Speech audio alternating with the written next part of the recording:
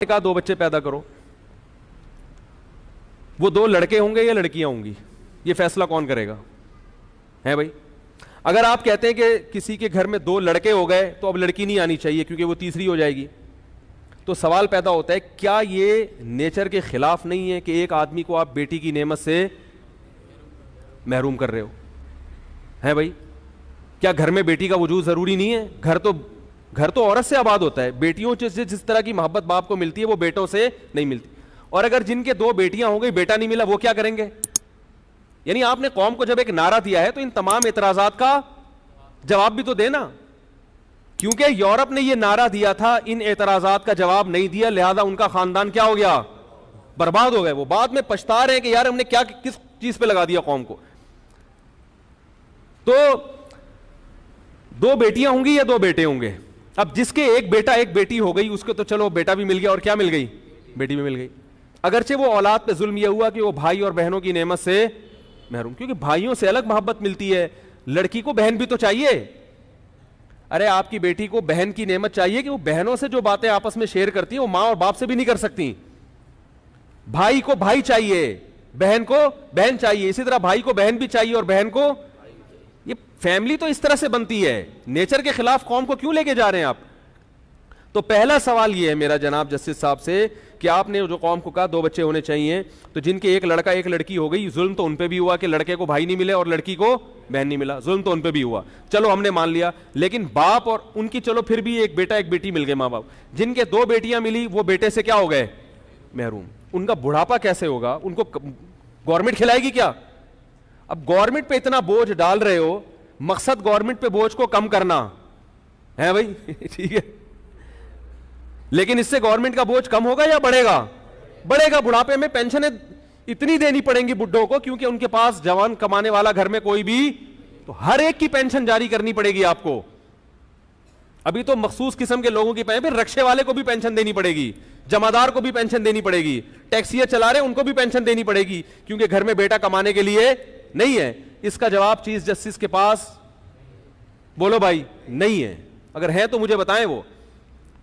دوسری بات یہ کہ جن کے بیٹی پیدا ہو گئی بیٹا نہیں ہے, اب ایک ہی حل ہے بیٹے کے لیے کہ وہ الٹرا ساؤنڈ کریں ایک بیٹی کے بعد, اگر بیٹی نکلی دوسری تو اس کو قتل کر دیں ماں کے پیٹ میں, جیسے کہ انڈیا اور چائنا میں ہندو لوگ کرتے ہیں, انڈیا میں, اور چائنا میں چائنیز کرتے ہیں. چائنا میں 2 بچوں کا قانون ہے, لیکن وہاں گروتھ ریشو لڑکوں کا زیادہ اس لیے ہے کہ لڑکی کو پیدا ہونے پر پابندی ہے, اور جو لڑکی کی جنس کا پتہ چلتا ہے نا کہ لڑکا ہے یا لڑکی, یہ اس وقت پتہ چلتا ہے جب ماں کے پیٹ میں بچے میں جان پڑ چکی ہو. یہ کتنا بڑا ظلم ہے کہ آپ گروتھ ریشو پہ کنٹرول کرنے کے لیے وہ ماں جو بچے کی محافظ سمجھی جاتی رہی ہے ہمیشہ, وہی ماں اپنے بچے کی کیا بن جائے؟ قاتل.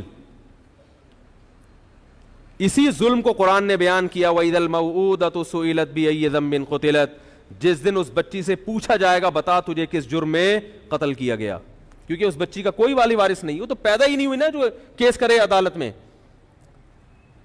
تو آپ یہ ظلم پر لوگوں کو لے کر آ رہے ہو, کیونکہ یہ ایسا ہوگا, کوئی بھی اس پہ راضی نہیں ہوگا کہ میری صرف بیٹیاں ہوں, ہر آدمی کو بیٹا چاہیے. ممکن ہے اس پہ تو کچھ لوگ راضی ہو جائیں کہ ہمیں 2 بیٹے مل گئے بیٹی نہیں چاہیے, لیکن اس پہ لوگ راضی نہیں ہوں گے کہ ہمیں بیٹا نہ ملے. نتیجہ کیا نکلے گا؟ یا تو قتل کریں گے ماں کے پیٹ میں بچوں لڑکیوں کو, گورنمنٹ کتنے ہی قانون بنا لے کہ قتل نہ کرو, مگر ہر آدمی قتل کرنے کی کوشش کرے گا, کیونکہ نیچر کے خلاف لے کے جا رہے ہو نا آپ. جیسے کہ انڈیا میں حکومت نے قانون بنائے کہ بیٹی کو قتل نہ کیا جائے, مگر پھر بھی مائیں کیا کرتی ہیں؟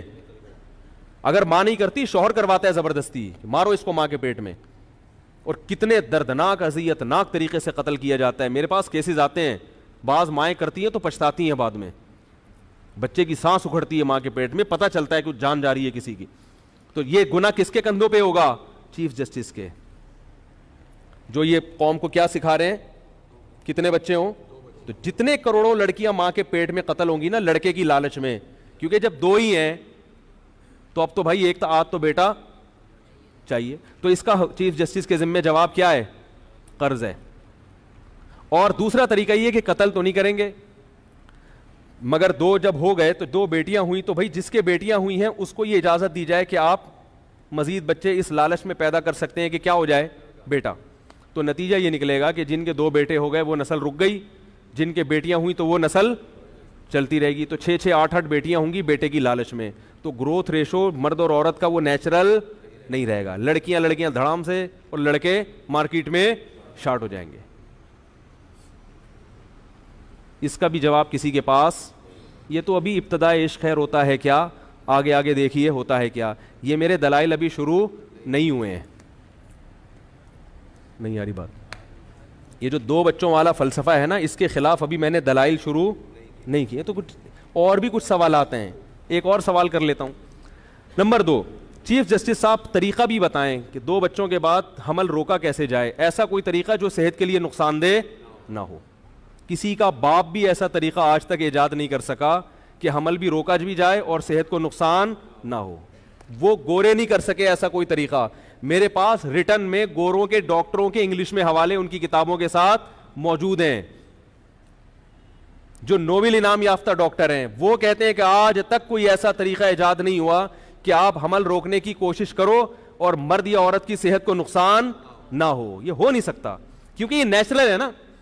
دیکھو ہم جب روٹی کھاتے ہیں تو ہمارے ایک فوراً میدے میں تیزاب بننا شروع, جو روٹی کو ہضم کرے. اگر آپ روٹی کا نوالا چباؤ اور نگلنے سے پہلے باہر پھینک دو تو میدا کیا ہو جائے گا, خراب, کیونکہ نیچر کے آپ کیا چل رہے ہو, خلاف. اسی طرح اگر آپ نگل لو, یعنی اگلا اسٹیپ کیا ہے, روٹی کو چبانے کے بعد نگلنا. نگلنے پر پابندی لگاؤ گے روٹی کو تو مصیبت. اگر آپ نگلنے تو حکم دو, گورنمنٹ حکم دے کے نگل تو لو, مگر اس کو ہضم کرنے پر گورنمنٹ کی طرف سے کیا ہے, پابندی. نقصان ہوگا کہ نہیں ہوگا؟ یا ہضم پر تو پابندی ہے, آگے واش روم جا کے اسے پاس کرنے پر بولو نا بھائی پابندی, پھر بھی مصیبت. کیا مطلب, جو کام نیچرل ہوتا ہے نا, پھر آگے اس کے جو نتیجے نیچرل نکلتے ہیں, کہیں بھی آپ بریک لگاؤ گے تو ڈسٹرب کون ہوگا, انسان کی باڈی. یہ جو اللہ نے میاں بیوی کا تعلق رکھا ہے نا جنسی, یہ تب تعلق ہوتا ہے تو یہ نیچر ہے کہ اس کے نتیجے میں حمل ٹھہرتا ہے. پھر جب حمل ٹھہرتا ہے تو یہ نیچرل ہے کہ وہ بچہ دنیا میں آئے گا. جب بچہ دنیا میں آئے گا تو نیچرل ہے کہ ماں کی چھاتیوں میں دودھ پیدا ہوگا.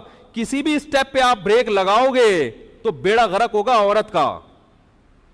لیکن ہمارے ہاں فیملی پلاننگ والے عورت کی صحت کے نام پہ اس کو بیوقوف بنا رہے ہیں. عجیب بات ہے. کہہ رہے ہیں اس سے صحت خراب ہوگی.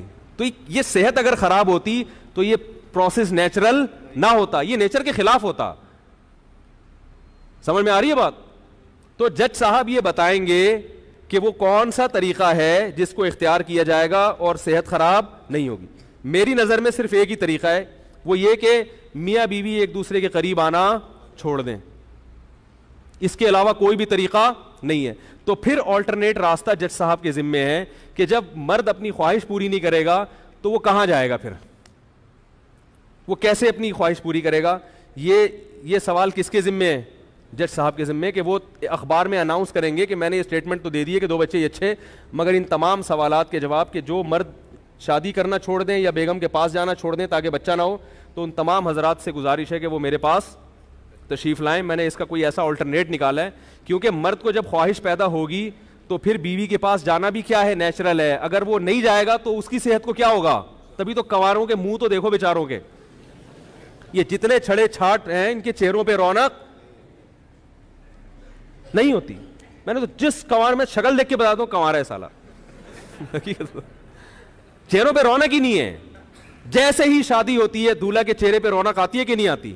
پہلے دن تو وہ بیوٹی پارلر کی رونق ہوتی ہے, لیکن 5-6 دن کے بعد بھی پتا چل رہا ہوتا ہے کہ اس کمبخت کی معذرت کے ساتھ یعنی اتنے عرصے کے بعد ہوئی ہے تو کمبخت ہی کہیں گے نا, کہ اس کی شادی. دلہن کے چہرے پہ بھی نور ہوتا ہے, ایک الگ سے ہوتا ہے, رونق ہوتی ہے. دولہا کے چہرے پہ بھی پکڑا جاتا ہے وہ یہ نہ کہ بھائی شادی ہوئی ہے. تو نیچرل ہے نا, جب تک نیچر کے خلاف چل رہے تھے تو صحت خراب, اب نیچر پہ آ گئے تو صحت اچھی ہونا شروع ہو جاتی ہے. تو جج صاحب اس کا حل بتائیں گے کہ جانا چھوڑ دیں, پرہیز کرنا شروع کر دیں. تو جج صاحب کے پاس اس کا آلٹرنیٹ, گورے کے پاس تو ہے, انہوں نے زنا کے سینٹر کھول دیے. انہوں نے کہا شادی نہ کرو, اولاد پیدا نہ کرو, یہ کام کرتے رہو بیٹھ کے. ہمارے پاس تو میرے بھائی ایسا کوئی آلٹرنیٹ نہیں ہے. تبھی پھر ان میں زنا کاری کی وجہ سے دوسری بیماریاں پھیل گئیں, صحیح ہے نا. بعض لوگ یہ کہتے ہیں کہ وہ تو ان ساری چیزوں کو نہیں مانتے پھر بھی اتنی لمبی عمریں کیوں ہوتی ہیں. بھائی بیماری کا ایک سبب ہوتا ہے مگر صحت کے 100 اسباب ہوتے ہیں. میں کہتا ہوں اگر وہ ان چیزوں پہ نہ پڑتے تو ان کی عمر اگر آج 80 سال ہو رہی ہے تو 100 سال سے اوپر جاتے وہ لوگ, کیونکہ وہ لوگ سگریٹ بھی پیتے ہیں, وہ لوگ ڈرگس بھی لیتے ہیں, پھر بھی وہ 80 سال تک زندہ رہتے ہیں. تو اس کا یہ مطلب تو نہیں ہے کہ ڈرگس لینا صحت کے لیے فائدہ مند ہے, شراب پینا صحت کے لیے فائدہ, ایسا تو نہیں. وہ تو خود مانتے ہیں کہ شراب پینا صحت کے لیے نقصان دہ. انگریز اگر شراب پی کے بھی 80 سال زندہ رہ رہا ہے, اس کا مطلب اگر وہ شراب نہ پیتا تو 120 سال زندہ رہتا. شراب بہرحال نقصان دہ ہے. تو ان کی عورتیں پھر بھی اتنا جو عمریں لمبی ہو جاتی ہیں ان سب کاموں کے باوجود, تو اس کا مطلب یہ نہیں ہے کہ یہ چیزیں صحت کے لیے نقصان دہ نہیں ہیں. اس کا مطلب یہ ہے کہ اگر وہ یہ چیزیں نہ کرتے تو ان کی صحتیں اور زیادہ اچھی ہوتی. اور ہمارے پاس بیماریوں کے ویسے ہی درجنوں اسباب موجود ہیں, گندا پانی, گندی ہوا, ٹریفک کے دھوئیں, ڈیزل, اور ہوٹلوں کے میں پتہ نہیں کن کن چیزوں کا گوشت کھا رہے ہیں. قیمہ تو کبھی بھی ہوٹل کا میں کھاتا ہی نہیں ہوں, کیا پتا کیا کوٹ کے لے آئے وہ بھائی. گوشت میں تو پھر بھی نظر آ رہا ہوتا ہے نا آدمی کچھ ہے, پتہ نہیں کیا چھیچڑے کیا, بہت ہی جب تک سامنے نہ بنے تو ہم قیمت میں تو گوشت بھی نہیں کھاتا. جو گوشت کا شوربہ ہوتا ہے نا, سالن, بالکل سامنے کٹوا دو بکرا اپنے سامنے یا گائے کا,